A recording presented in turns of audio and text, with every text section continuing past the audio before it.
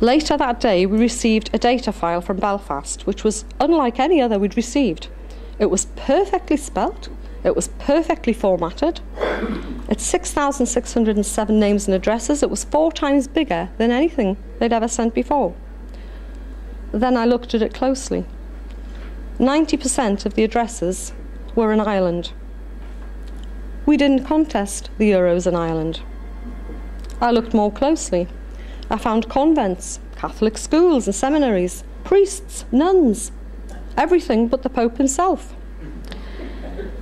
It seemed clear to me that this was one of Dowson's anti-abortion databases.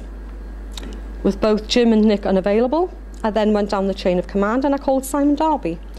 And I told him that to send enquiry packs to these addresses would be a gross breach of the Data Protection Act. Simon sounded appalled and assured me he was going to get to the bottom of it. He was going to ring Jim Dowson that very moment and call me back.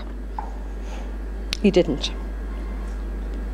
The next morning at 10 to 9, I had a desperate call from Dowson's IT expert in Belfast, and the conversation went something like this.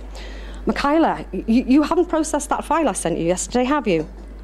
No, says I, because I think we both know that they're not genuine enquiries.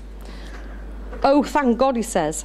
But Jim's told Simon Darby it's all my fault and he's going to sack me. But honestly, Michaela, I just did exactly as Dowson told me. You see, the enquiries have dried up and we haven't got anything more to send you.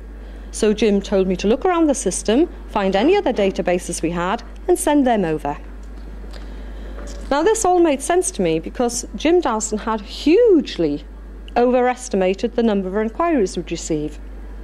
He ordered at massive expense 100,000 glossy, full-colour, Euro-specific brochures in customised envelopes. The number of genuine enquiries came to 22,500, and we were left with an embarrassing 77,500 costly pieces of literature which could not be used for any other campaign. No wonder Jim Dowson wanted to offload another 6,607.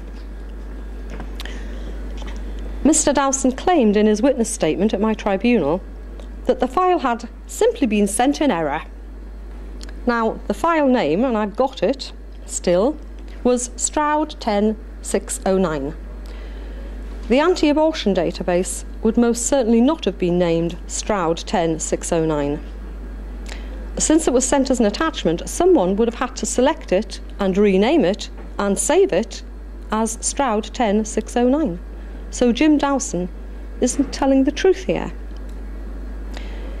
In addition to this, the computers in the Belfast office were bought specifically for the secure storage and retention of party data. And it's unthinkable, surely, that data from any of Jim Dowson's other businesses would have been stored on them or file shared with them. That same morning, without warning, we were all denied access to our email accounts. And 5 minutes later, the muscular Martin Reynolds arrived with 2 others to turf us out of the office.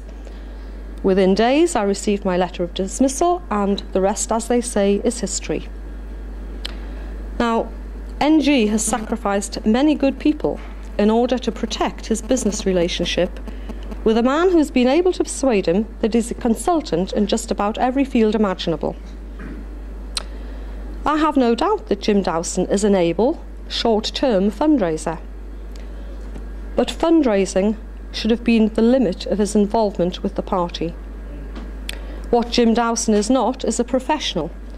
His conduct and language alone betray him. What Jim Dowson is not is law-abiding. And had I not stood up to him, the party would have had 2 more suits to answer. One from Donna Hancock for unfair dismissal, and another from the Information Commissioner's Office for a breach of the Data Protection Act 1998. And standing up to Jim Dowson to protect the interests of the party, because of his mesmeric hold on the gullible NG, Dowson has managed to divorce him one by one from his loyal support base, with the sole intention, I believe, of making the chairman financially dependent on him.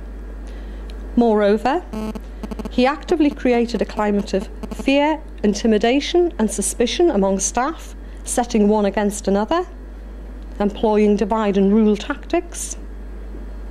and he now has control of all the party's core operations, and his word is law with Mr Griffin.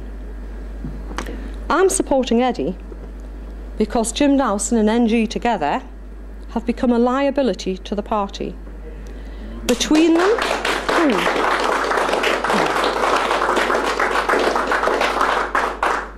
Between them, they've squandered the party's resources, they've squandered the party's combined talents, and they've brought the party into disrepute as a serial respondent in costly and totally avoidable court cases the length and breadth of the country.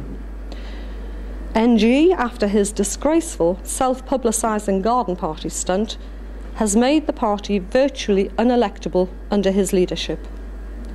He has no honour, as I found out to my cost, and no dignity, as we saw last week. Now, I've heard it said that Eddie's not the man to lead us because he's got no charisma. Michael Barnbrook even described him as having the personality of a flatfish. Well, I would suggest that the last thing this party needs right now is another surfeit of charisma. The party is very sick. What it needs in the immediate future is corrective surgery, followed by a large dose of antibiotics and a period of healing. It needs a negotiator, not a dictator. It needs a communicator who is open and honest, rather than closed and secretive. It needs a man of sound common sense, who will steer us away from the excesses of charisma and hubris which have characterised the current leadership and cost the party so very dearly, both in and out of court. I would suggest that the man we need, certainly for the next year, is Eddie Butler. Thank you.